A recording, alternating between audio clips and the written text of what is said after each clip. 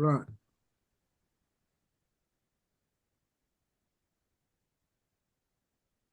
Okay.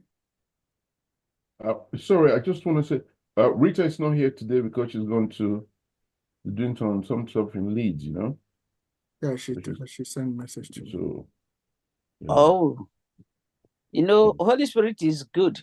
I wanted to call her, then I said no. Maybe she's in Leeds. She is. Oh God, that Holy Spirit is very correct. Hey. Talk about the Holy Spirit. I don't know how many believers are here. Sorry, we're not in church, but we talk about the Holy Spirit. He told me about Google. So, do I know what Google is? So you can depend on the Holy Spirit instead of Google. He will lead you to the right places. Yeah, because that's what the Word of God says. So if you are a believer, then you should know that Holy Spirit is the one that directs every affairs of yours. Okay. Unless you don't back to class. Go back to class. Yeah. Thank you so much, everyone. Welcome to this meeting. Today we'll be talking about data protection. But before then, it's just a recap of where we stopped last. We examined how we can sell ourselves or sell ourselves before any potential employer, with respect to any initiative we have carried out in data governance before. So I think the last time we treated data quality initiative, what is data quality, and some of you did practical, instances, brought practical instances of what data initiative you are carrying out, especially data quality initiative. So can somebody, just have a try today if you want to tell an interviewer what data initiative you have carried out today, maybe precisely on data quality initiative. Thank you so much. Can we have a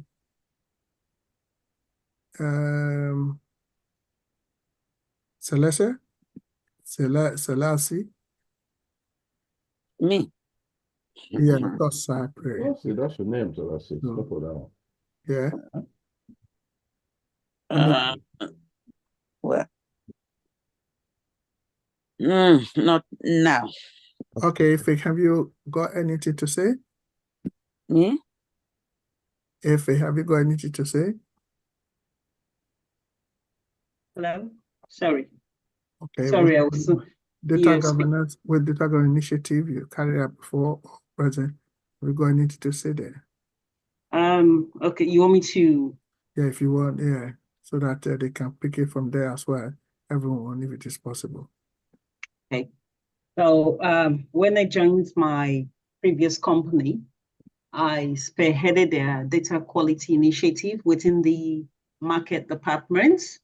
The reason for me spearheading that quality initiative was that the data and the accuracy of the data and reliability of the customer data was non-existent. And given the critical role that data plays in making decisions, I wanted to make sure the quality was paramount to us achieving our objectives. So I decided to bring the various databases from the IT department, from the human resources department, from every department within that organization into one master database. And in that master database, I found that there was a lot of duplications of various people. I found that there was a lot of addresses that were missing. I found that there were a lot of information that were missing from the databases. So what I did was to do a proper data cleansing, proper data profiling of the databases. And then when I created that one master database, I sent it out to the various stakeholders for them to have a run through, and they were happy and satisfied with it. In fact, as a result of that initiative, there was a 30% increase in data accuracy. And of course, that led to better informed decision making and better marketing campaigns, which were supposed to be done. So it helped us to target the markets we wanted to actually target. And the improvement led to an increase in customer engagement. We had more customers visiting our websites because hitherto before now, a lot of the customers were non-existent or they were not even contactable. But because I did this initiative where I said we had to make sure we get all their contact details, such as telephone numbers, emails, and everything, we're able to target them. And then with that one, there was a 10% boost in our sales. And based on that, my manager was so pleased with the collaborative efforts and the fact that any migration issues which came about were all the risks which were associated with them was mitigated. Based on that, I was given an increase in my salary. Good. Thank you. That is wonderful, highly, in fact, well articulated. Thank you so much. Really, really good. But what do you think about that, Tony? Well, I think she put everything together in terms of when we talk about quality. Is it quality policy or what? Your data quality. Data quality. The data quality?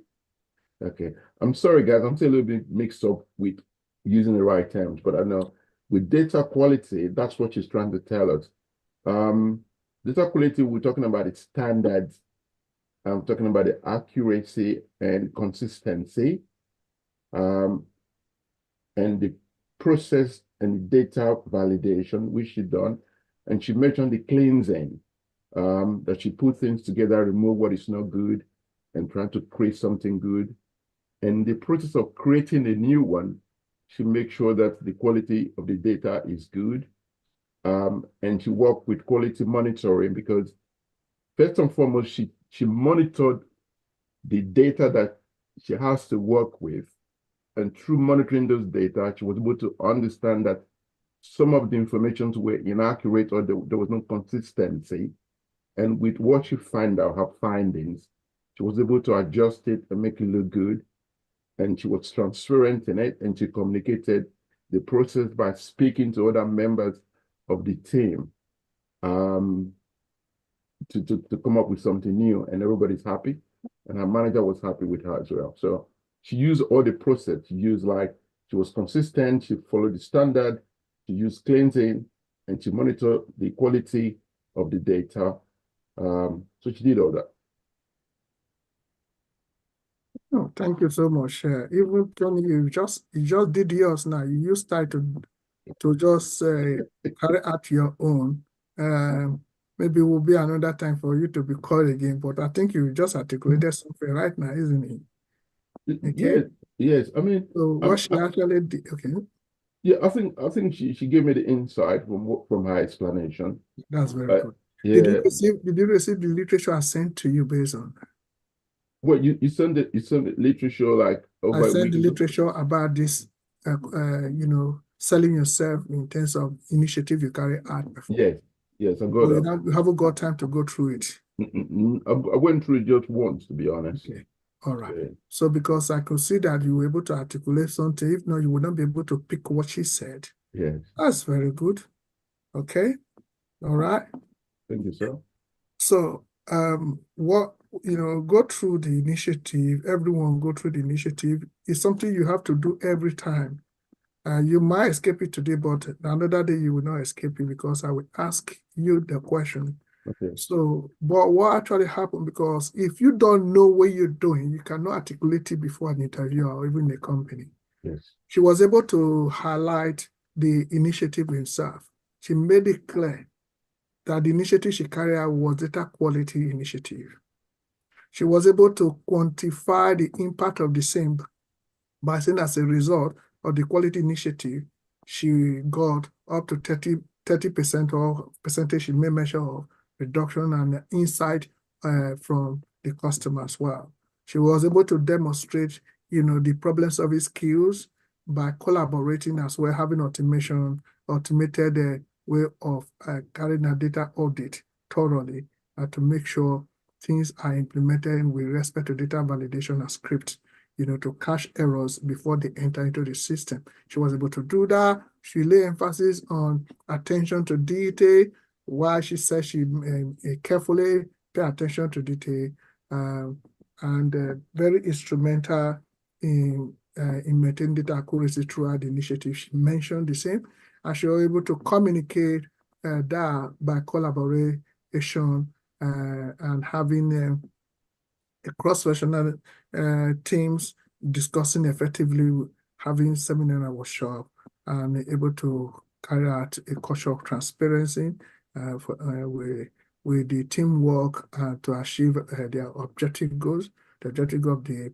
business. She showcased her analytical skills as well, leverage advanced analytical tools such as, SQL, Power BI. She was able to be measure of, the skill to visualize data, the data already cleansed from by way of identifying the trends or patterns of data in the data set she actually collected.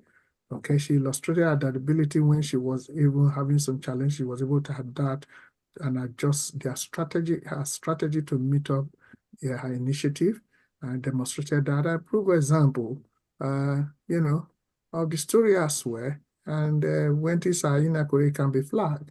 So she was able to discuss the continuous improvement and, of course, align with the objectives of the goal. Okay, I can tell you it depends on the individual and depends on each case. Please go through the literature I've given, so you will always get what has been put there and work in the same.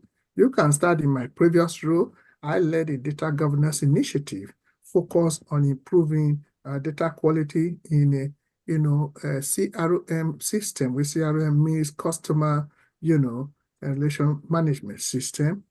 Okay, in that I thoroughly, carry out analysis to, ascertain the root cause of data inconsistency and redundancy, or maybe, or duplication. So you work closely with cross-functional department in order to establish data quality rules and then implement the same, with respect to data validation checks at various stages of data entry and processing.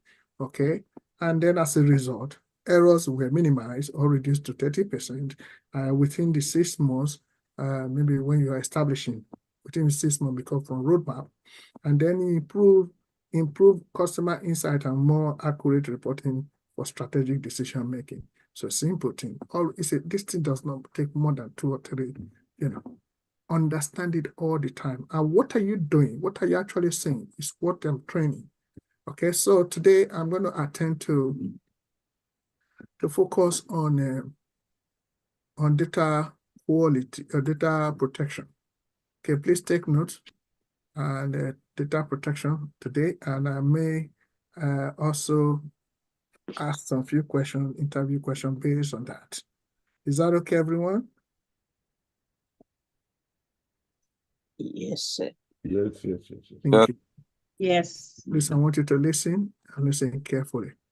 We are on YouTube, and if you need the trainings, YouTube,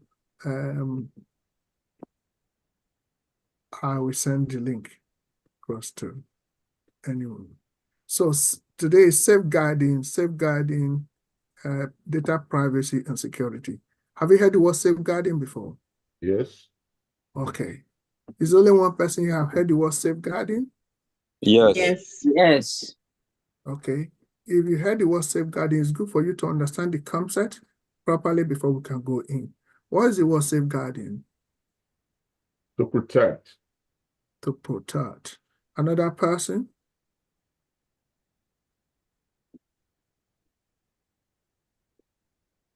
To ensure the safety. To ensure the safety of people or anything. I don't know. Okay. All right. So you are agreeing you agree to the two definitions. Is that correct? Yeah, it's a protection. Safeguarding is to secure. Safeguarding is to secure. So is that correct? Yes, that's correct. Good. Yes, that's correct. Good. All right. Also to emphasize.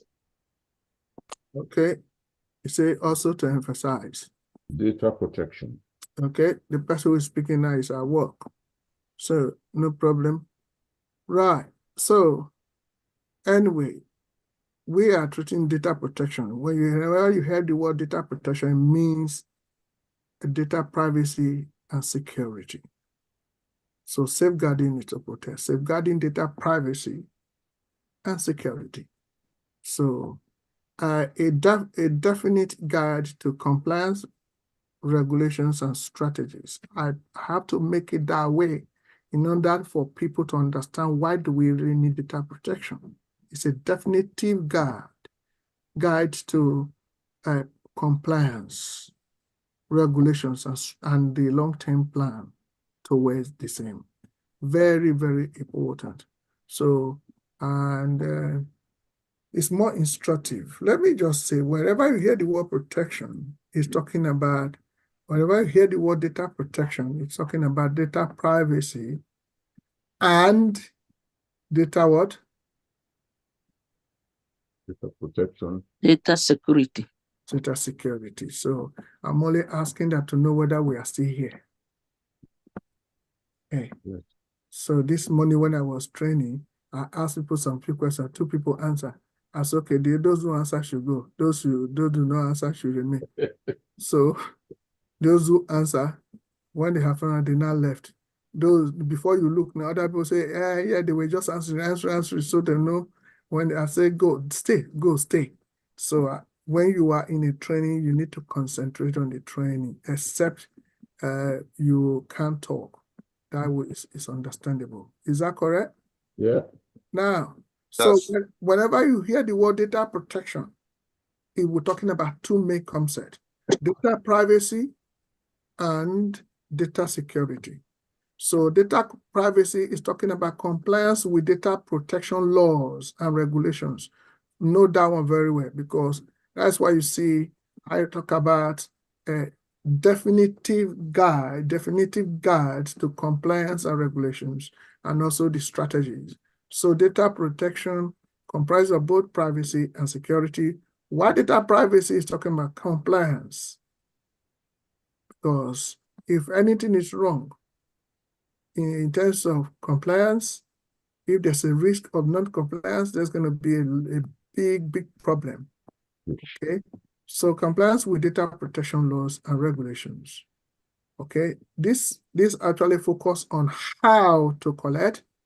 So before you collect data, you must comply with the regulations and laws.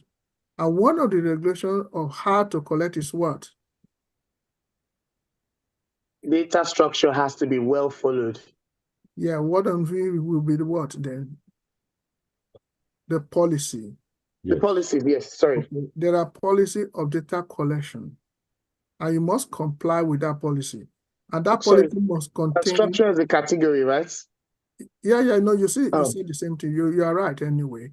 So I only wanted you to go deeper. So now, that being said, one of the policies one of the things that need to be included in the policy in line with data protection will be that any data you are collecting, whoever that you're collecting data to, you must let the person know consent why you are collecting the data and how long are you going to use it for and what purpose. And it must not be sent to third party if there's no consent. There are so many rules that goes into the policy that in line with GDPR in terms of European, and also in America we have HIPAA, and we have a CC is something one in California, and one is for health as well. So we must understand that it also require in compliance, we must comply with the process. We must comply with sharing the data, don't share things anyhow. We must have a compliance in terms of archiving and deleting of data. These are all things that must be done in terms of compliance and data privacy. While data security measures that an organization we carry out in order to prevent any third party from unauthorized access. Okay, third party from unauthorized access.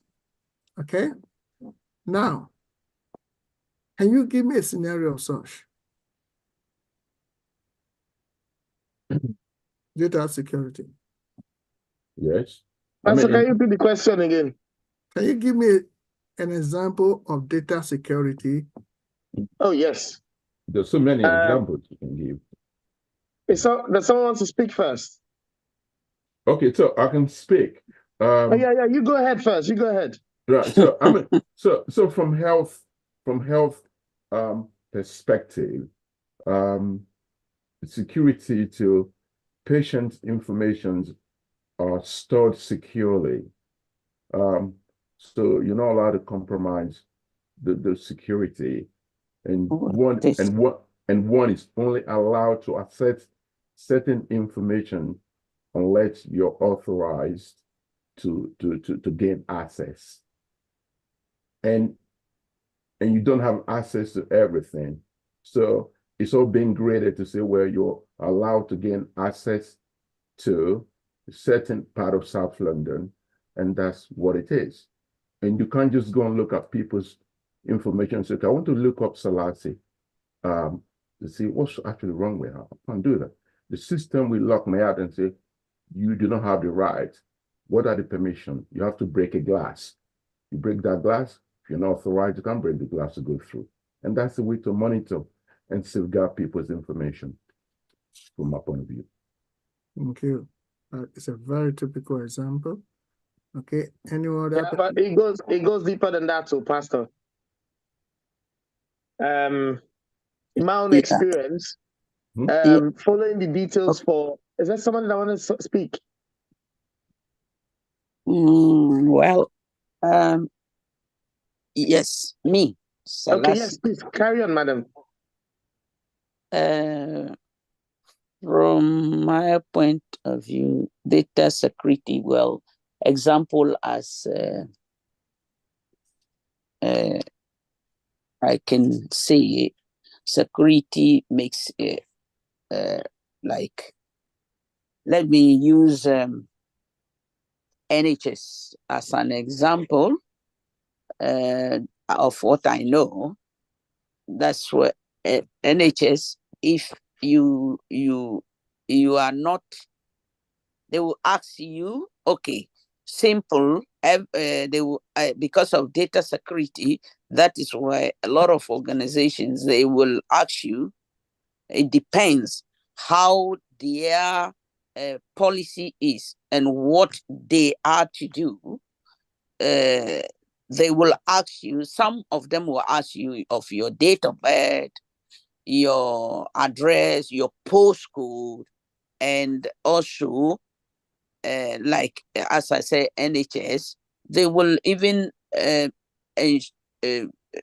take you through vigorous scenarios to know that you are the persons that you say you are, by even asking you of your NHS number, your date of birth, and your address. Thank you. Thank you so much. Pastor, somebody's raising up their hand, madam. Yeah. Mm-hmm. No, you can go ahead to speak, Mr. Lois. You can speak because you were there before me. Okay, in terms of data, my own insight on data privacy and data security, depending on the policy around it, and according to the GDPR and other bodies that that all companies follow, authorization has to be approved before you go into revealing information, regardless of the data you have at your possession. For instance, I won't come to my present company, but I'll go back to the previous company I worked for under the AA. If anybody were to call in to find out, even your wife, it goes as far. I think they practice it more deeper there, even down to your wife, and they were able to identify you yourself, your name, details, and all of that. if you do not get a verbal confirmation or an email confirming to speak, for your wife to speak on your behalf, especially when it comes to things like insurance and all of that, unfortunately, even if it's your wife, you wouldn't get any information. That's as far as it goes, except the owner of the policy is able to say, okay, henceforth, put it on the system. I have a standing order for my missus, kids, whoever they are, to speak on my behalf. Some of them might just be a one-off. After only one-off, that means after the day you can't respond to them. So it gives a sense of protection for the consumer. And to me, such policies only gives value for your service. Your service may be good, your product may be good, but if there's no good customer value or service or protection, it doesn't give value to your products, wherever you're selling out. So this is why data privacy and security are is a big thing when it comes to companies holding it and doing the authorizations as well. Thank you. Can I say something? That's a good Can I say example. something? If you're going first, Tony, an example of measures that are put in by. Can you hear me? We can hear you. Measures are put in by organizations to prevent or authorize them access from third parties will be like the ones which we have on our WhatsApps. From time to time, you see that authentication security key that comes in where it says you have to input your PIN number. That's to prevent unauthorized access from accessing your WhatsApp. That was done mostly because of people who were hacking into people's accounts. So they brought in this two-way factor thing into WhatsApp, where you have to input all these numbers or put in the PIN number. So you're the only one who has access into that, your WhatsApp message. And then companies also put in encryption methods where even if you're able to go past my password or past my name, you can't go past that without having the encryption key to hand. I know with Microsoft, they do that on some of their systems. And then you also have, like what Lois was saying, where you have strict access control permissions where only the user has access to specific sites in that organization. So we might all have access to a database, but there's some key areas of the database which HR will probably have access to. And the access will be having things like maybe your health, whatever, anything to do with your health is put in that particular area, anything to do with your age, and any other concerns, say if you've got some long-term illness, which will prevent you from working in some areas of the company, it will all be on that particular place, but it will only be HR who would have access to that. So they are different. So some companies would have different types of security put in for specific issues, while some would just have the generic one. That's why, hello, madam. That's why most companies don't use WhatsApp as a platform of communication between staff. They can rely on Microsoft Teams and the rest, but not WhatsApp. So WhatsApp has not gone through the reason taking proper measures.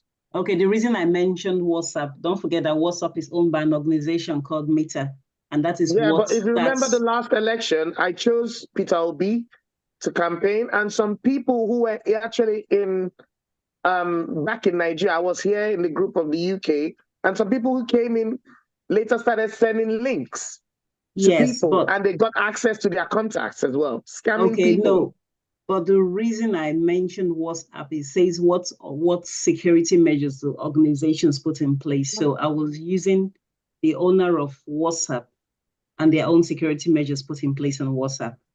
So that security measures put in place by Facebook or Meta, if you like, if that's what they call it nowadays. So they put that as a security to prevent people from having unauthorized access into your WhatsApp. That's correct. Thank you so much. Thank you so much. Right. You all have said a lot. I just want to know whether you have an insight into reality before we now go on. Thank you so much. I'm going to ask some few questions based on these and some interview questions that may come after the training. I have prepared a minimum of 50 questions and answers. 50 questions, and I expect an answer from everyone when it comes to that. So, but let's go on. Now, introduction, just an introduction to the concept. In the digital age, you know, data protection, the protection of data privacy security is absolutely very important. So as technology advances and the volume of data continue to soar, you know, the need for robust laws. I think I need to underline this. Very important. If Mary say I should underline it, I will underline it. So, trust, very important as sustainability. It's a very big word. Very big. Very big word. I delivered a lecture quite recently on it. Wow. Right. So the need for robust laws, regulations, policies governing data privacy and security are very, very important. Imperatively, in this ever, evolving digital world, enterprise, they carry out what is called proactive protection, protecting sensitive data to maintain trust. Now, I want you to understand the word trust. So it's very important. You know, we always talk about integrity. Integrity has reached a level of trust now. So anything that has integrity is credible. So, and there they can trust, people can trust it to, to invest in such. So it has created value that people need to prioritize.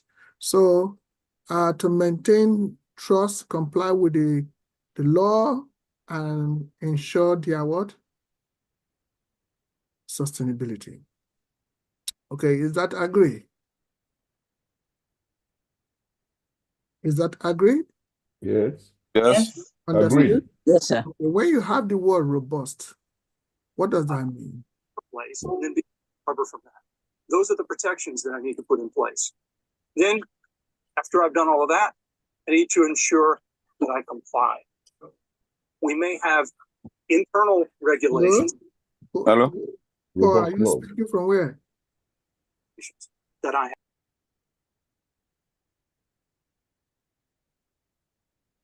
Sorry, someone's speaking. I don't know.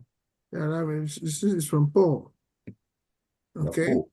So, yeah. So what I want you to understand is that when you hear the word robust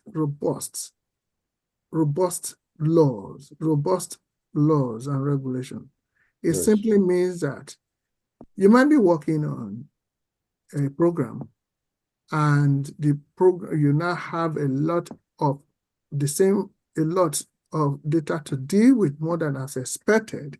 So what can you do? You have to scale up your policies and regulations to meet all your policies, to meet all the laws and regulations to accommodate the complexity of data you want to have. Scaling it up, you have to be robust enough to meet up with the laws and regulations. So that's what I want you to understand. You might be working on a platform or data set, or then the company now have more job, more data flowing in, and now you know what? They say they want to do migration to cloud. You have to have more robust laws and regulations and enshrine into your policies in order to meet up with the complexity of the data and what the program you are carrying out. Underline that very, very well. So data privacy and security. General Data Protection Regulation, which of course we talk about GDPR. The European Union's of GDPR is a comprehensive regulation, which of course most of you may have understood this, that has set the global standard for data protection. It empowers individuals with control. So that's why you need to comply with the same, so that when you collect people's data, don't forget that the people that you're collecting the data, they have what is called the control over their personal data, and obligates organization to implement stringent data protection measures. Okay, for example, companies like Google or Facebook have had to adapt their data handling practices to meet with GDPR requirements. Okay, this also happened with like what Lewis said, talking about AA, and also insurance. Other insurance companies, they do the same. Okay, so we, like what Tony and Celeste made mention of about from health side, Health Insurance Portability and Accountability Act, which that is in America, United States, HIPAA, I mentioned it the other time. It's United States governs the protection of sensitive, health information, healthcare providers, insurance, and their business associate with, in terms of maybe third party or whatever, we must comply with HIPAA to safeguard, that is to protect patient medical data. So when you are working in America, even though you're living in UK or Nigeria, you must be acquainted with HIPAA, okay? And then we also have CCPA, of course, that is California Customer Privacy Act. So this act grants California residents alone, the right to know what personal information businesses collect about them and to have it deleted upon request, okay? So companies that conduct business in California must adhere to these regulations strictly. Strictly, okay? We also have PCI and then DSS is actually called Payment Card Industry Protection Security Standard. Oh. You see this one in most cases in companies that have sales and wherever in CRM platform. So what it means is very vital for businesses that handle payment card information. When you print your card, you cannot have your card, cannot this and that. Give me the long number. It mandates secure processing and also storage of cardholder data to protect against data breaches and fraud. That is why if you have paid with your card before, they will say, can you tell me the last phone number? So that's what they can hold that, okay, but they will not hold the rest. Automatically it comes out. It's the software to make sure to protect everyone having unauthorized access. So the strategy for protecting sensitive data, one of these is data encryption, which even like Facebook, if I may mention of end-to-end encryption. So this implements strong encryption methods to protect both data in transit and at rest. So that ensures that even if data is intercepted, it remains indecipherable to unauthorized person or group of persons, okay?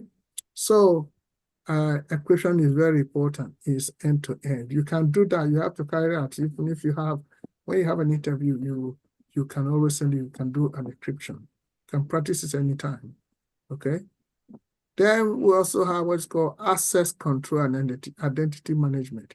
This limits access to sensitive data to unauthorized personnel only.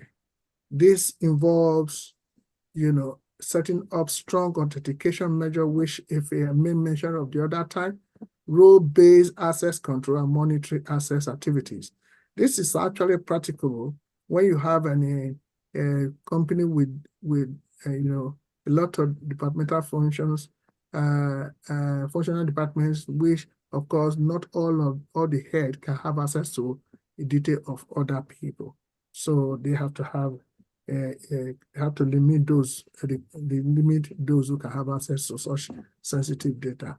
The example is that someone in maintenance cannot ask of the account detail or a national insurance number of somebody from HRO or somebody from accounting department, because there's nothing you're going to do with that. But HRO will always pass such information to accounting department, payroll department. So these are all the things. Not everyone has access to every authorized data. So we have access control and identity management system put in place, okay? So we also have regular data audits. Regular data audits and assessment need to always be carried out by someone who is in charge, maybe having a program. So you conduct that in order to identify areas that need mitigations. So which of course you can carry out mitigation against it. So you conduct that routine audits to assess data security risk and vulnerability. So penetration testing and also vulnerability scanning can help identify weaknesses that require mitigation. So what do you do in that? You already set a control that in the beginning of any data entry, you're able to check it and identify what risk. I mean, there could be flag being raised to know that there is something that is vulnerable, and you identify the way you can mitigate against it. These are the strategies. Talking about, have you heard the word strategies before? Yes. Yes. What is the meaning of strategies? Long-term plan. Long-term plan. You must have a long-term plan. You must have a long-term plan to protect sensitive data. Protecting sensitive data is you to carry out privacy and security of sensitive data. So very important. You have to safeguard it. Okay, these are the plans. You must have a long-term plan. Your long-term plan must contain data equation, access control, and identity management. This one is so simple you can do. Okay, you can only authorize Sylvester to have access to so thing. Sylvester cannot have access to so, and it has to be enshrined in the policy of protection. Who are the people who have access? Is it only data on data stewards? After that, who are the people who have access to your account or no account? Very important. So then part of the strategy that you have to train employee in order for them to have awareness. So that policy, that strategy you put in place to train employees of data security best practice. Who can tell me the meaning of best practice? Have you heard the word best practice before? Does it have the same literal meaning as best practice? Have you heard the word best practice before? Yes, I've heard it. Okay. What is the meaning of best practice? Well, I think it means best practice. High, equality standard. Do you want to phone a friend? I phone a friend. I'm gonna phone Selassie. Selassie is my friend. Okay. Best. Yeah, okay, best practice is to ensure certain things, like as a policy is put in place. Best practice is to put that into action, where what pertaining to data governance, where nobody will do anything contrary to what has been put there. Example, like if data is, you are the only person to have an access to a computer base at your workplace. That's why I believe password is given to you only to use, so that no other person will be able to access your side to go and do contrary or make anything that is unacceptable to the company. That's the way I understand it, but as regards to data governance. Thank you. Thank you so much, Okay. So best practice will be whatever set of guidelines that will produce the best outcome, that will produce good outcomes. Say, for example, the insurance company will tell you, which I'm sure Louis will be able to buttress, how many it's recommended that at every year, maybe 5,000 or 10,000 miles, you change the car oil. That's the best practice which the manufacturer has told you to do. And so the insurance company will want to find out that at every 10,000 miles, did you change the oil? Because when there's a claim, they want to know what were the best practices you put in for you to be able to make that claim. So did you change the oil at every 10,000 miles, or did you leave the car to just go on and on until it drops down? And then you're not trying to make a claim. So whatever is the best practice, whatever the best guidelines are, is what is the guidelines are is what is termed as best practice. Oh, that's good. Thank you so much. If you look at your books, I define this concept. That's why when I tell you, say, hold that concept very well. Hold it. Because your interview will be based on best practice, ethical. Okay? And if I say this concept, write it down, I'm going to continue to ask. And next time we meet, I'm going to ask you, because if you are going to be highly paid. Imagine you're being paid 400 to 1,200 pounds a day, and you think you will not be carry out something of best practice. Let me take this definition, like if you actually really mentioned it. So let's say you came from the practical aspect of it as well, okay, which I can see you like someone who is very practical oriented. I can tell you that everything you are good. You are good. I am a practical person. Yeah, I can always, anytime you speak, I can see where you're coming from.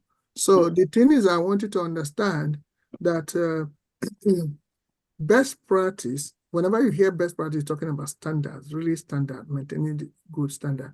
So best practice is the most acceptable, universally acceptable practice that is superior to every other practice and has also produced the best and superior result compared to all alternatives. Always note this. Always note this, including updating. So whenever you define best practice, always put including updating, because you can't say this is best practice already written when there's an update and you have not updated yourself. It's no more a best practice.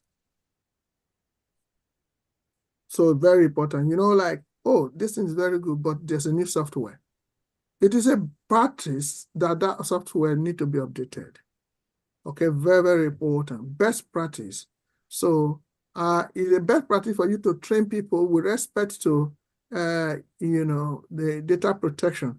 And if you look at, take advantage of what is already in the chat box by, Barrister Emmanuel put a lot of things there. Okay, if your hand is up. So me not updating my phone is not best practice, because I never update. I never update my phone with with whatever new app is put in there. If the policy always say a must update because they know it's the best practice. Okay, why do you think other companies, other software try to update themselves in order to meet up with the operating system of iOS and Android? Because if they don't update their system to fix bugs, they will not be able to cope with the operating system they are using. So that's why it's a best practice to think about, updating. If you, as a Scrum Master, professional Scrum Master, of course, you will agree with me, Ife. You know that updating is very important. When you are working on a piece of software or a piece of work given to you. You create room for such updating and they have to be tested, You know what I'm talking about. So updating is very important. I'm amazed that you are an agile coach and you have not been updating your mobile phone. So yeah, that's why you see some of the mobile phone will slow down, because the new updates make it faster. So the old mobile phone, if you don't download, certain thing will be slow. And that's why it's very important as a best practice. Now, that being said, we put in context. When you're talking about data protection, all stakeholders need to be involved in terms of security training, awareness, and whatever. It is a best practice. By doing so, they will have more roles to carry out in terms of safeguarding sensitive information. Okay? Very, very important. Is that clear, everyone? Yes. So it's also part of the strategy that you should classify data and data loss prevention as well, DLP. You must classify data. Let it be known and be seen evidently in your data program in terms of data protection policy that contain with data privacy and data security, compliance and unauthorized, that you classify data, and also you need to have prevention of data loss. So very, very important, and that classify data based on sensitivity, how sensitive they are. Okay, they're talking about sensitivity data. If you don't classify data, the sensitivity there will be a breach and also security problem. So at the moment right now, you could see a classified data issue, someone who have carried a classified data in a country called America, and the person is facing a court case at the moment, took it home. It's not supposed to. So you must learn how to classify data on sensitivity parameters. So, and implement the same solution, DLP solution, to prevent unauthorized data transfer or leaks. So there are tools that you can use anyway that can monitor and control data movement. If any data is moved from one place, it will be alerted somewhere that somebody moved their data from one place. The time somebody, if you are the person who have the data, you ought to return the data when expected. When that data is not returned, then they will know that you have taken it and it's against the law. And that's why they're able to see somebody who had the data classified sensitive data and couldn't return it. Where is it? It's not in the White House. They have to look for it somewhere else, and they got it. So, very important. And it was a program strategy they put in place to make sure that data are protected. So the same strategy has to enshrine in it incident response plan. You have to prepare a well-defined incident response plan that outlines actions to take in event of data breach. Of course, you understand that when there is a data breach, then the strategy you have has to encompass a well-detailed and robust defined incident response plan in order to mitigate against the breach. So time is of the essence when responding to security incidents, and a well-structured plan can minimize more damage. You see some company, when there's a data breach, they respond immediately. If they don't respond, the stakeholder will not be very happy at all. So that's how it is. And especially when somebody is taking it to court, what is your strategy in responding to data breach? It's so okay, what about the time frame? Is it well structured? You say, yeah. Did you meet up with the time in responding? Did you meet up time telling people data has been breached, customer information has been breached? Have you contacted them? Or do you go to the public and make announcement or TV to say data have been breached? If you are a member of Santander, because even was it yesterday, Santander, some data were breached. If I'm not making a mistake, I stand to be corrected. So the same thing happened. They made it known. I got it on the internet. And you must respond to it, pass information to those whose data you are holding, and at the same time, you will assure them that there's no cause for alarm. As part of what you can mitigate against fears of people whose data have been compromised. Louis, have you got something to say? Yes, Pastor. You said something about. Hold on, let me. Okay. You said something about if there's a data breach, is it the responsibility of the company to announce it to the public that they have a data breach? Of course, because would that make them more vulnerable? No, it's ethical. Or that people want to attack? It's ethical. It's a best practice. Okay. It's ethical, because if you don't do that, if more harm comes, the company will be in trouble because they will sue them. It's ethical. If you go to GDPR, auto data protection, they should write there. In fact, you must inform somebody. And in case of data breach, they even not just inform the timeline, the time that you inform, they also matter, because you can't wait till 2 days, you can't even wait till 1 day. As soon as you know, that's when the information has to come out, so that people have to be aware. Then you now also have to tell them what you mitigate against such fears, so that their fear will subside. You understand? That is what the incident response plan, it has to be ensured in the strategy of your data protection. So even if it's a bank and they have a breach, a security breach, whereby hackers could go into the system and get access to a lot of data, they have to announce it to the public. In fact, they will not even, if they must not waste time for them not to do it, they can be charged. Wow. I was thinking that if they should do that, it's like inviting a buffet for everyone to come in. No. They have to. It's where you are a manager, I know you. So just put down in your heart, anything that occur, you have to wash your hands and out, because this thing, they'll say, we haven't got best practice. Don't forget, before you collect people's data, you have told them that you will secure their data. That's number one. Okay? And when there was a problem in terms of protection, if you don't let them know immediately, because in your policy of data collection, you also have told them that in case of anything wrong, I will also inform you immediately. But isn't there a repercussion in that? People pulling out their shares, withdrawing their money, going to other banks, blah, blah, etc. The thing is that it will cost any organization highly, not only just the money, their image will be dumping, and their integrity will fall. Who would be interested in, as a stakeholder, or even shareholder self, would just be very concerned about their shares within the. So the best practice, you must inform. Information is information. Immediately you inform them, and you also not just informing, they're telling them also in your information, what have you done by virtue of your policy? What have you done to mitigate against such unauthorized access? On that basis, you must also let them know what you have done because you have put a well-structured plan to minimize such a damage.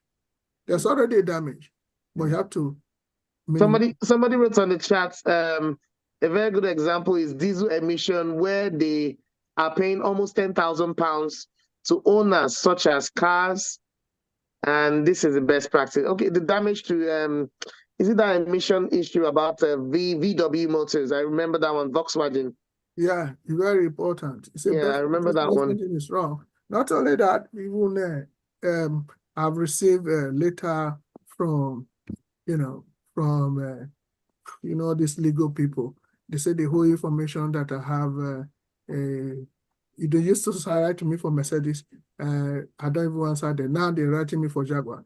So you say if I don't answer them, they're going to go to court and get the money for me, and I will pay so irrespective. I didn't answer it because they feel that a car that holds diesel, that use diesel, it has got, the need to. So that information is already in database. They get it. People are making money from one place or the other. Okay. I mean, talking about the car, I had something similar where my brand car wrote to me and said, you need to take your car to so place so that we can fix it for you. And I said, there's nothing wrong with my car. They said, no, but there's something to do with safety. You must take it there. I didn't answer them. They wrote to me, and then they brought the recovery truck to pick up my car and took it away by themselves. Because is that Toyota? No. It's a different kind of car. It's not Toyota. Okay. Now, this is where we're coming from. It's in manufacturing. We have what is called standards. Because whenever you talk about best practice standards, one of the things is that if they discover that a batch of car produced at a time has got situation, maybe break, they recall. I'm currently handling search for BMW now. Okay, yes. So they record. And when they record for safety reason, because they have the data that you are actually holding that car at that moment. So they will record the car, fix it for you, and then they bring it back. And Yes. that's why we're talking about data. They already know who has a car, and that car, but the data out there. Okay. And this is what I'm saying. So FA. Okay, yeah. So yes, sorry. Yeah. Sorry, US. You called my name. Oh, okay. I thought you were about to talk before. No, Okay. no, I was going to say exactly. It's just even like in the NHS, every year you get letters from the NHS telling you to come and do an MOT when you are of a certain age, or telling you, or if you have a certain illness, you get a letter every year from them saying you need to do this or you need to do that. So that is something that they consider best practice when you're of a certain age. Absolutely. You hit the nail on the head. Absolutely. And if you go to the chat box, Barrister Emmanuel put as data governance and management, you hold a pivotal role to play an organization and a data. So, sorry, when I say of a certain age, some people on the platform now might be thinking I'm of a certain age. I'm 25, so just in case anyone is thinking otherwise. Okay, we can ask Mary. Mary? Is Mary there? Mary, where are you? Okay. So anyway, take advantage of what is written. Mary say, yes, I am here. Maybe she's cooking but yeah. Anyway, so right. So Louis, that is what it is, okay? There must be response plan, all right? Okay. Now we also mentioned. Sorry, sir. I have a question to ask. Okay, do. Sorry, I've been battling with my system since I logged into the meeting. For some reason, I don't know, the mute button refused to unmute. So we thank God that it has come out. Yeah. So in terms of, I wrote a question in the chat, in terms of data, classification of data, because I observed that in some organizations, if you want to send an email, it is clearly stated that you have to choose an option. Is it internal, external, or public? So can we classify that as, or can we say it is part of, classification of data? Because there's some data that I believe that when you're sharing information or sharing email with people in terms of your colleague or customers, can we say that it is part of classification of data? No, that one is actually for the purpose of data protection, which is either privacy or sensitive.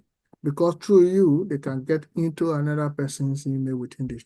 Yes, I was about, Pastor, you treated it the last class now about sensitive data. Even there are some sensitive data that even the employees they don't know. That basis, that's an agreement between both parties only. Yeah. So on that basis, they give you that option. If it's external, they will take you to another high sensitive protection option.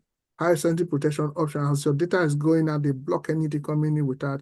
Even that's why some people sending email to you from another place to your work email. They scan it before. Pastor, I've been in this situation whereby I had a dealership.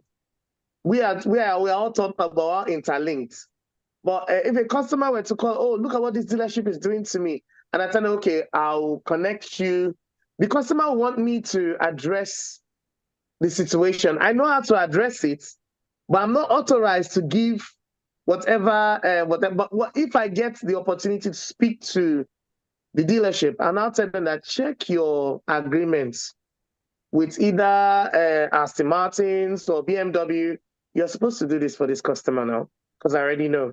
But if they refuse, I just tell the customer, I don't argue with them. I just tell the customer, I'll give you this number.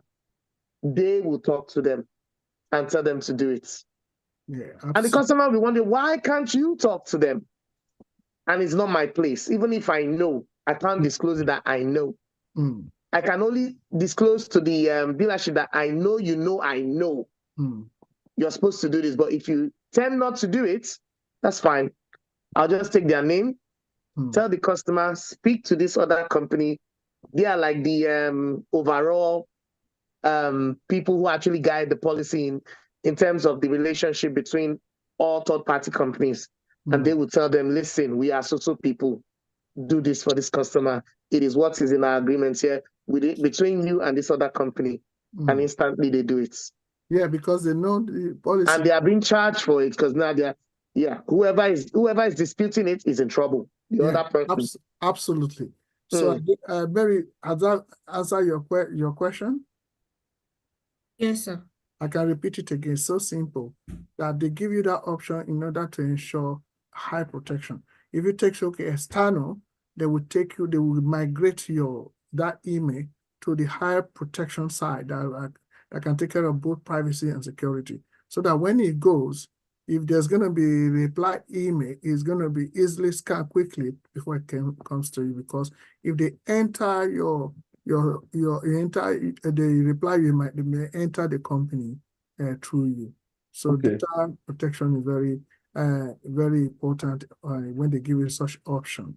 So we're saying the same thing. But if you look at the chatbots, Barrister Maran said they are the regulators if they do not do what they are required to do. You're talking about. Thank you, Pastor. Pastor Emmanuel, thank you. That's a very good example. That's a kudos. Okay, so, Pastor, Tony, you were about to say something, Tony? Yeah, very quickly, Pastor. Right. So in my work, sometimes I've got some write-ups that I'm doing, and I've tried it twice, but I'll tell you what happened when I tried it. So I did some of my work, some of my write-ups. I couldn't complete them. I was feeling a little bit lazy, and I said, well, this job have to be done in this office. So I decided to email myself, my private email, my job at work. So I emailed it to my private email. So when I got home, I tried to open the email. It did open, but the whole thing got corrupt. Right, XXXXXX, I could not read it. So I went back to the office, tried to forward the same work to myself again so I can complete the job at home. The system did not allow me to do that. That's just encryption. It's okay, protection. I don't know what it's called. That's what Louis just said. It's an encryption, sir. Yeah. It's an encryption. So you were not authorized. No other system can have access to that. I can tell you, do you know that if you send an email or if you write something on Word document and you send it, or probably you post it, I can tell you when exactly that document was posted and when it was written. If you backdate it, most FUSCA sheets now officially they have date in them. If you don't know, so forensic examination will tell you the security they put in some FUSCA sheet because you don't know the data. So if you say you're writing a letter now using FUSCA sheet, I want to put it in an envelope, and you say you posted it last month, and meanwhile the time they produced the FUSCA sheet is just a few weeks ago, and you bought it in the shop. Forensic examination will tell you that. You're joking. Yeah, it's not a joke. That's what I'm telling you. You need to. Digital have moved beyond.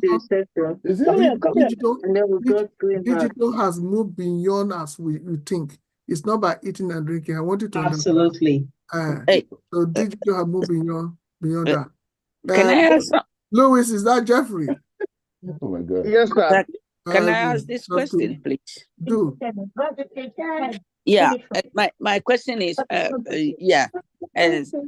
since I'm doing data governance, please, when I was in the hospital, I was operated, a letter needs to be signed for me, and I authorized my son to do that, but he didn't put on behalf of Selassie. Neither I am signing for Selassie, but he signed the letter and my name is down there. So I sort of queried it. I said, no, now I am sending that document to office. So he said, okay, he has to generate something so that I sign it myself. Will that be authentic, or do I have to? That will be authentic because the reason why as long as they generated it, Okay. they have considered your case, and then they want that signature automatically replaces authenticate what your son have done. That's the problem. Pastor, what I wanted to say to the previous person who spoke about the encryption. Yes. For instance, yes, these are encryption put in place in organization.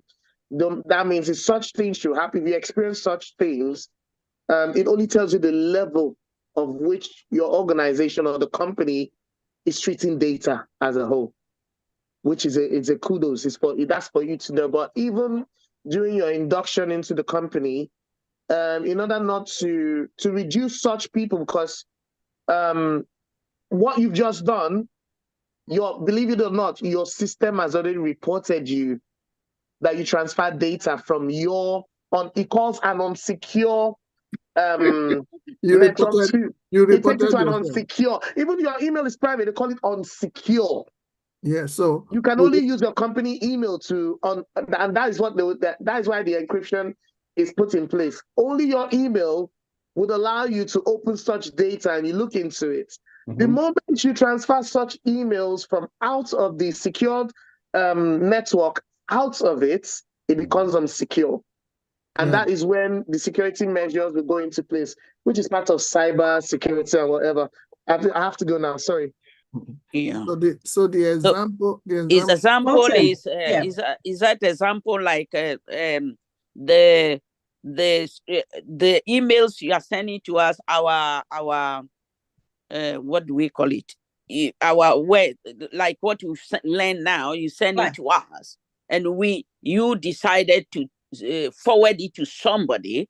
That is a breaching of data, or it might not even allow you to send it. I don't know what encryption Pastor has put on it, but I think I see that also as not right, because you are the one to take care of these, and then you are not to transport it to other people that are not permitted to. Okay, now that's where you're coming from.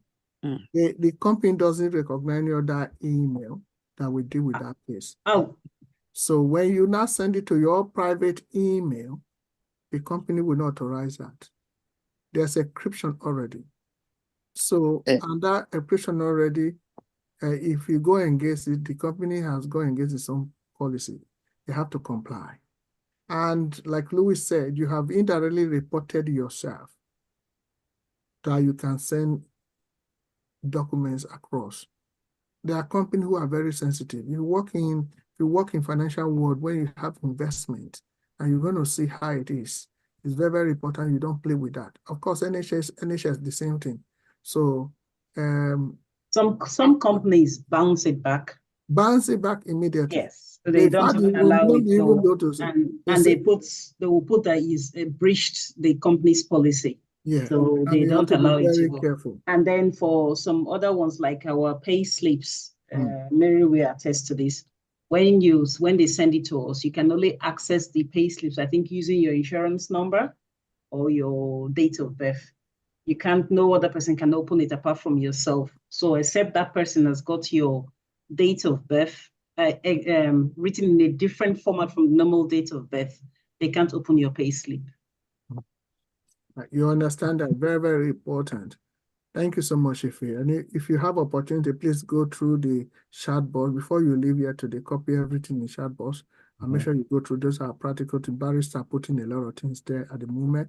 So because of legal requirements, it's very important that you need to know what you're doing. And once you know it, you won't have any problem. Coming back to Tony's scenario, Tony, if you are using your personal computer to work at home, you can register your computer access with your company that you're able to access your personal email with your computer using your computer at home. So rather to send it to your private email, because private email is not allowed. So I have my computer at home. I can access any information because it's registered with company. So automatically I can easily access my email right here. I have different emails I can access with my computer because I moved from one, migrate to another one immediately. I finish that, I enter the other one, I finish. This is how it is. If you have your system registered with your company, that's okay. You can access, you can go into your database, your company database from your home, then that will be okay. As a data governance, anyway, most times you're going to work at home. So you're going to be accessing your database right from home. So you don't need your private email to send email to. Okay, thank you very much, sir. You're So welcome. now I've shot myself in the foot now, reported myself. So Lewis. is there any good solicitor in the house or barrister? Yeah, we are barrister. So it's always on the, it's so busy, it's always on the. Barrister Emmanuel is here. Okay. So, I'm his advocate. So for a certain fee, I'll be able to put you in touch with him. Thank you very much. Yeah, thank you very much. I think I'm in safe hands. So he's always putting something on the chat box. Take advantage of. Thank you for that. Right. Okay, because I want to finish this thing so that people can have some rest. Thank you so much. I love when people ask questions, bringing incident, bringing scenario to sort issues out. It's practically oriented. I like that question asked by Mary and Tony. Very important, and Celeste. Okay, very, very important. So let's consider the real world examples. I told you that we're always going to be dealing with real world situations. Okay, Equifax data breach in 2017 is a major credit reporting agency suffered a massive data breach that exposed the personal information of nearly 147 million people in the world. Okay, the breach led to significant regulatory penalties and lawsuits, highlighting the importance of robust security practices. So especially when you have complexity of data you handling, in fact, you need to have a robust security to ensure that there's not going to be breach and risk of compliance. This is what happened to Equifax. I know everybody know Equifax, isn't it? Right here. So WhatsApp encryption. WhatsApp, a messaging. It's the same as Experian, sir. Experience quite different. Experience quite different from Equifax. Okay, they have also done something like that to me. Yeah, so maybe I'll find it and I'll put it as an example as well. Thank you, Sylvester. Okay, Selassie. Okay, so to ensure that WhatsApp, a messaging app owned by, is it Bookface or Facebook? It's actually Meta. It's Meta. It's Facebook. Facebook. Meta. It's Meta. Meta. It's Meta, not Meta. M-E-T-A, is it? M-E-T-A. Implemented end-to-end encryption to ensure that only the intended recipient can read the messages. This move was in response to growing concern over user privacy and data security. Even at the latest by WhatsApp is that you cannot screenshot someone's DP picture. Yeah, you can. Okay. Profile picture. Yeah, because they have carried my profile picture before to one investment. And as soon as they put it there, people were there. So somebody said, no, I know this guy he doesn't do things like that. He reported me and said, yes, okay, no problem. I just wrote to them. In fact, they remove my name, remove my everything immediately. So now this is what happens. So another one is that target data breaches. Target data breach. In 2013, Target, a major retailer, experienced a data breach that will compromise credit card information of 40 million customers. Credit card. The incident served as a wake-up call for the retail industry to do what? What did they do? Bolster data security measures. We have a robust one. Okay. All right.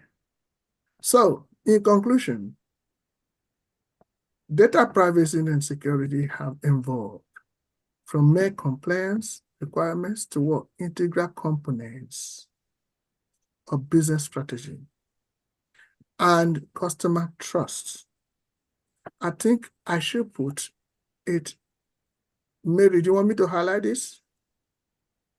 Another line? Yes, sir. It's important. Yeah, it's very important. Yeah. Mary said I should highlight it. Customer trust. Yes, very important. So that means you must put protection as a business strategy and customer trust. Okay. Now, to navigate the complex regulatory landscape and protect sensitive data, organization must adopt comprehensive what? Strategies. You know the meaning of strategy?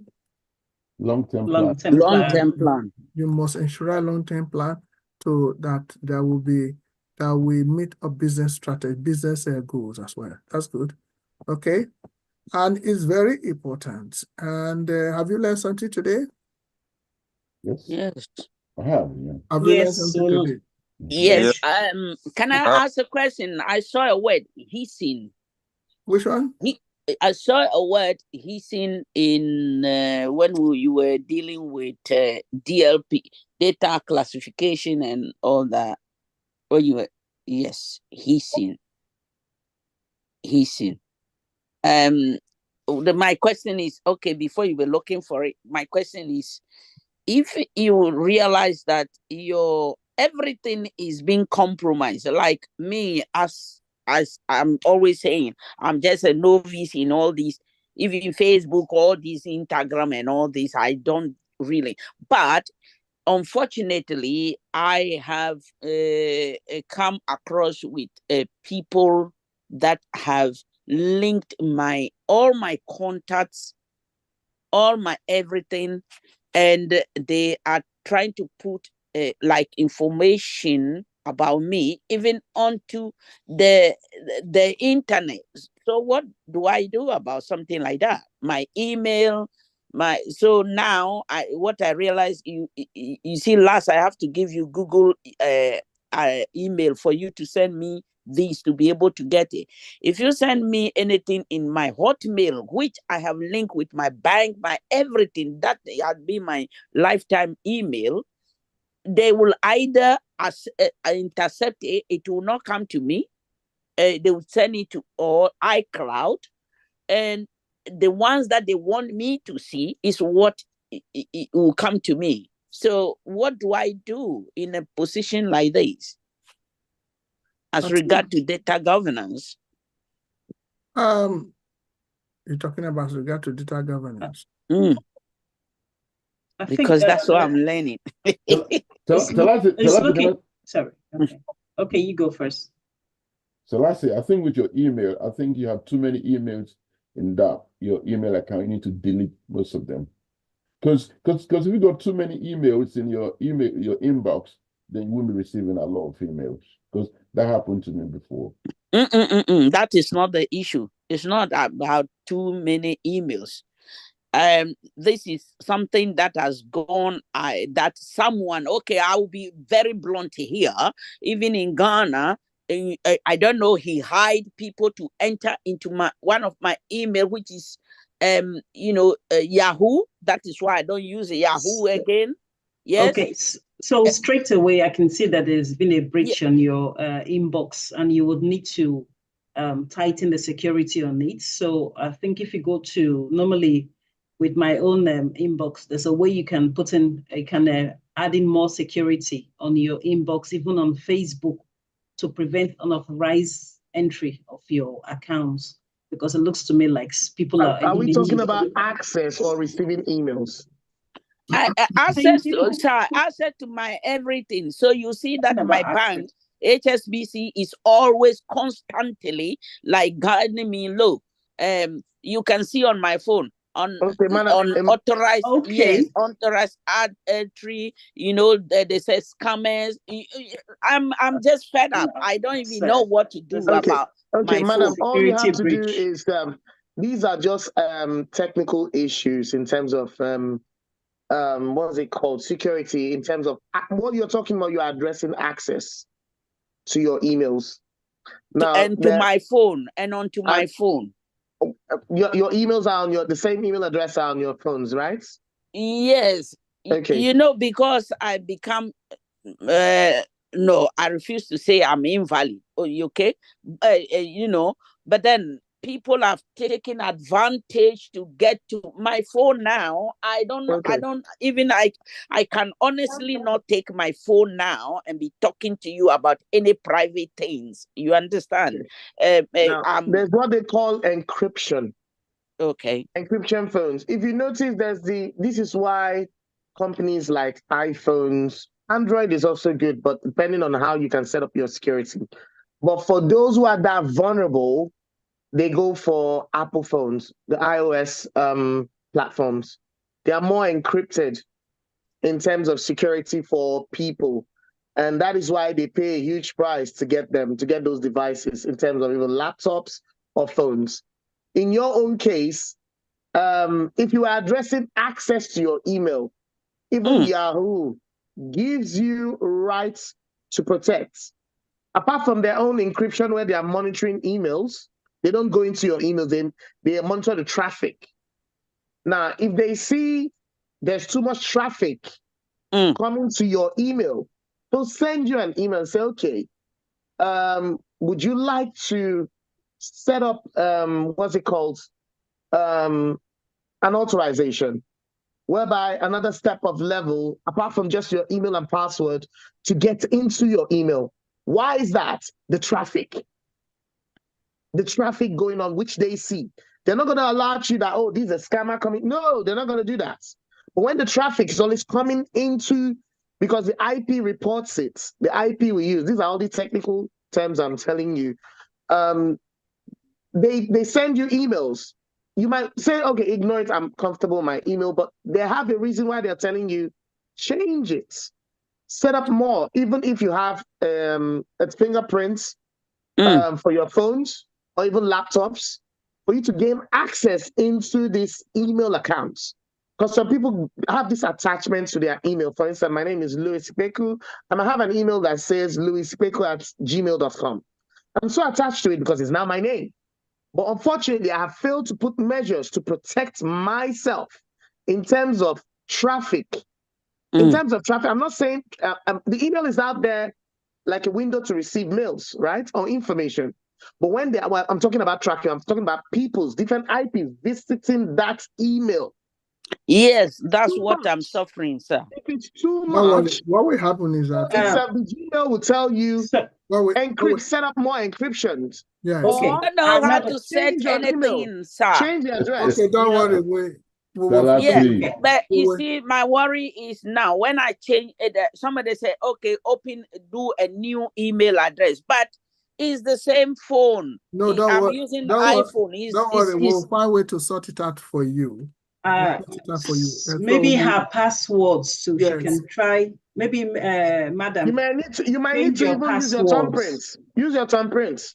Yeah, so don't worry, we'll sort that one out for you, and then you won't have any problem with that. So now that comes, I'm going to ask questions now to know that since you don't have questions, I'm going to ask question now. What is data privacy and why is it important? It's on the chat box. If you didn't hear me well, it's there. Put it on the chat box. What is data privacy and why is it so important? Okay. See, important. Okay, should I write it down? You can say it. It's not about writing that. You can say it. Very important. To me, data privacy means compliance with data protection laws and regulation, and it focuses on how to collect data, to process data, and also to share, archive, and delete data. Yeah, and I think it reduces lawsuits from the customers as well, because if you compromise those data, you can be sued. That is very good. So data privacy is protecting your personal data, protecting companies' data, which is what we're talking about, from unauthorized access or use, disclosure, or even alteration.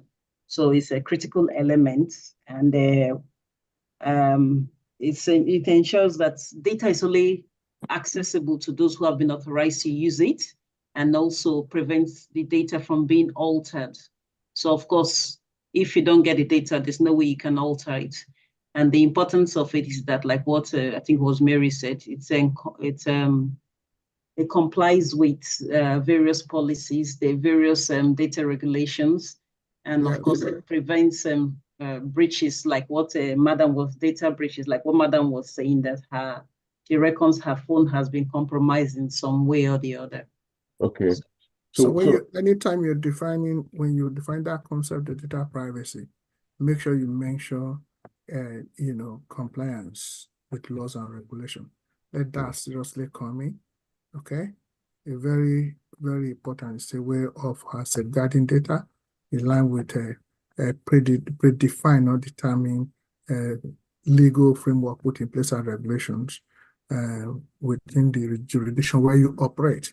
Very, very important. And even if you have a company that you're working with in line with that, you also need to make sure the policy encompasses that which is expected to be included in terms of compliance and regulations. Thank you so much, everyone who has answered well. Mary, you're on fire. That's very good. Okay, I have another question. So if I say, data privacy means compliance of data policies in order to prevent absolutely authorized entry of people. Well, absolutely. Right. And as you talk about regulation and law, and also you talk about compliance. The word compliance must feature, okay? Must come on board. So I'm asking another question now. What is data security and how does it differ from data privacy?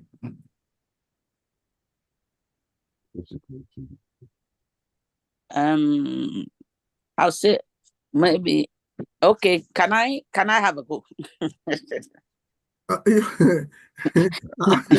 It's a data security is measures put in place to protect your data and keep by keeping the way which makes your company or your work oh no, the word is lost. You can phone a friend. Yeah, I can phone Mary. Okay. Why don't you phone me? Okay, let me give it a try. To me, data security is actually the measures to prevent any third party from unauthorized access. That is it. You must understand that word. That word, measure, unauthorized, make sure it comes in on data security. And how is it different from data privacy? Data privacy is actually it has to do with the compliance, the measures, the data protections, the laws and the regulations. That's correct. Of regarding personal information. That's the privacy, personal information. Okay, that's very good. Oh, I've had some people on fire this morning. Okay. So another question I'm going to ask is so simple, those are kind of a question that you're always going to be relating to. So, why is compliance with data protection regulation critical for organization? Why is it critical? It's in the chat box. Why is compliance with data protection regulations critical for organization? It prevents them from being taken to the cleaners. Putting them in trouble. I like that answer. It prevents unauthorized access. I'm talking about, yeah. The compliance of talking about compliance, yeah. And that's to protect the privacy of whoever is involved, to protect the privacy of the customers or stakeholders. Don't know. Yeah, it's actually, I'm indirectly asking the implication if there's a compliance issue. I'm actually asking you indirectly, if there's a compliance issue, what would be the penalty? That's what you see. Question. You're taken to court. Okay, so why is compliance with data protection regulations critical for organization? In order to prevent legal. That's correct. That's correct. Selassie. Selassie, did you get the information from Tony or from? You got it from me. From the man. That part is it?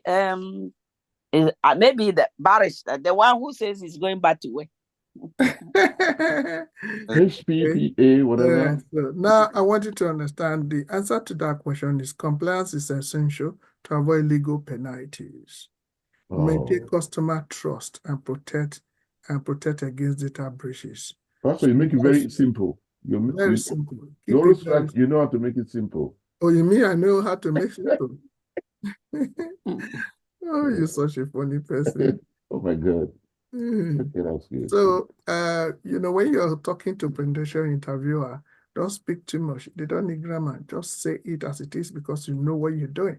So one of the questions is that why is GDPR? What is GDPR and whom does it affect? What is GDPR and who does it affect? This question is from regulations. It's general data protection regulation. Yeah. We have two people that spoke, Paul and Efe. Okay, so and whom does it affect? It affects affects all organizations. I love that. I love that. So it's actually general data protection regulation, and is in European. It governs the protection and privacy of individuals within the European and addresses the export of personal data outside the same zone, which is European as well. That's very good. So as long as you're having all these things, you are really moving higher in terms of data protection. So, and can you explain the key principle of GDPR? Key principles of GDPR?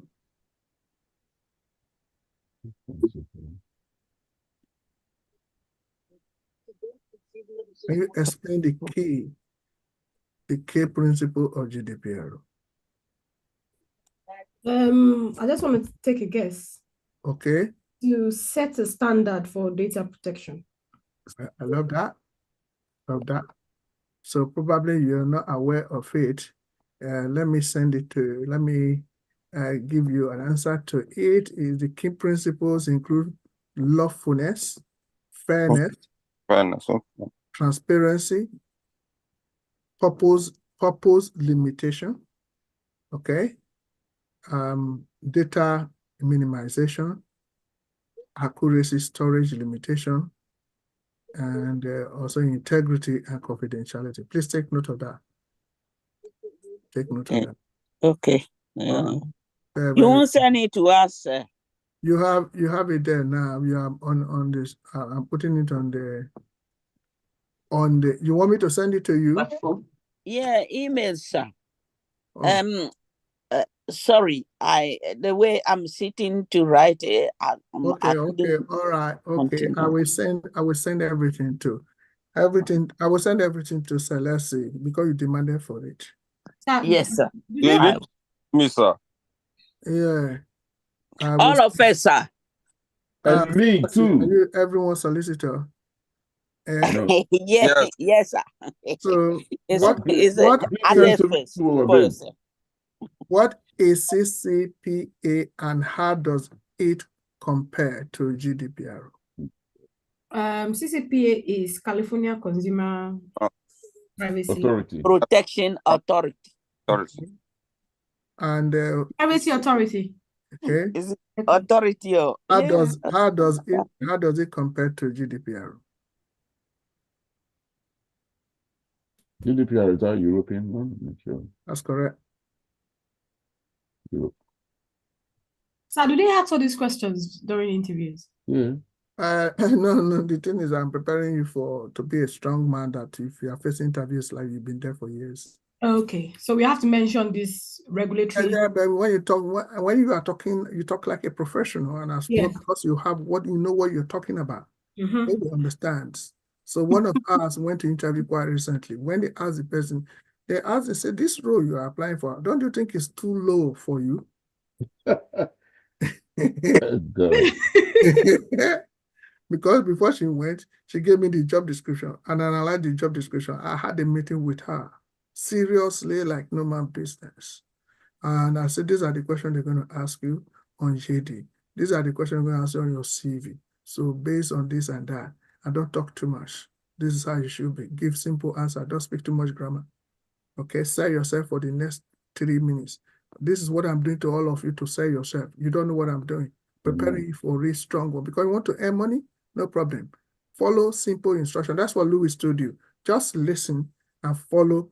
Do when they give you something to do, do it. Some people are dodging the question of selling themselves now.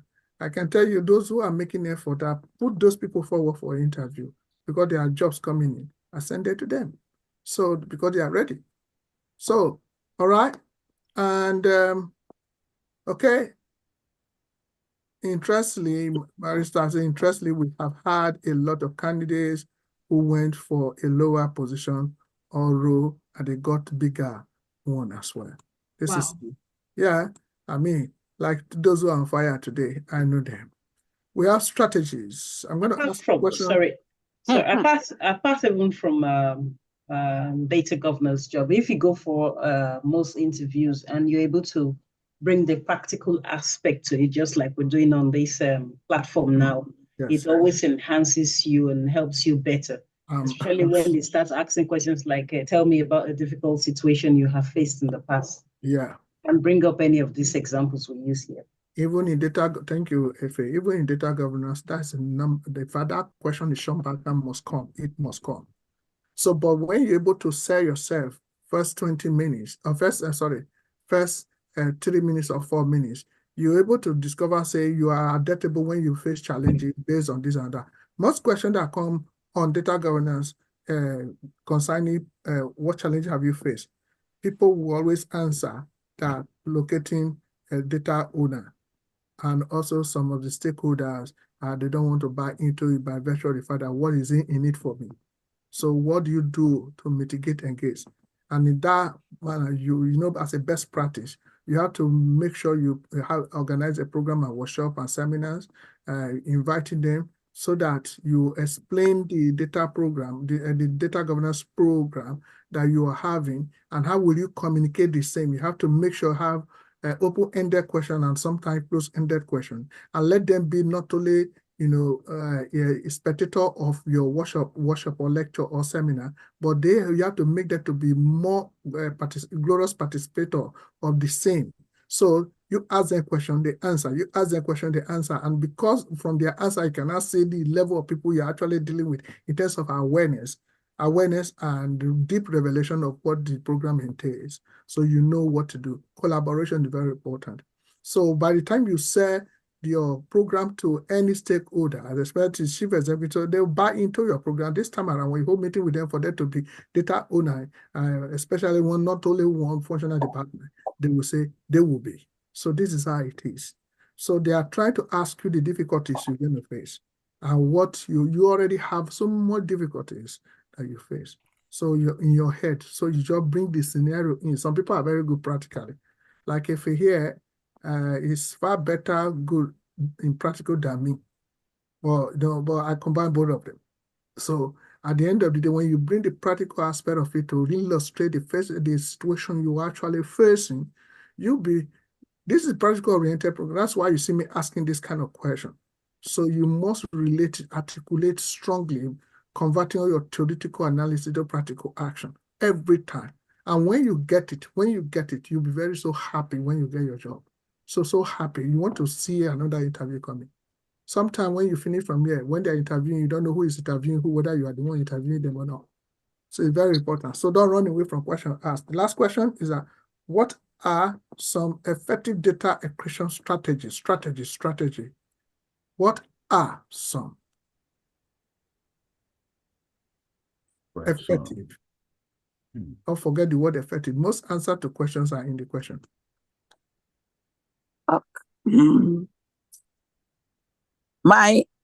Can I have a go? My effective data inscription that maybe example is to now put inscription on how That's correct.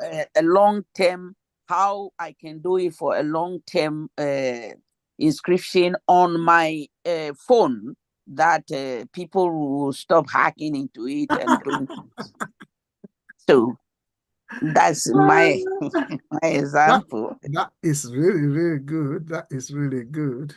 Okay. That is really, really good. Oh, that's good. Okay. I have 50 question and answer based on what I taught today. And I have only asked you 8 of them now. So maybe I will send an extra 2 to you to make it 10, unless you demand for me to give you all.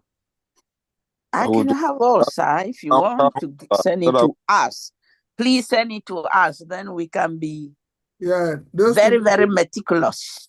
Yeah, I love that. Those people who haven't done their practical, how can I send it to them? Oh.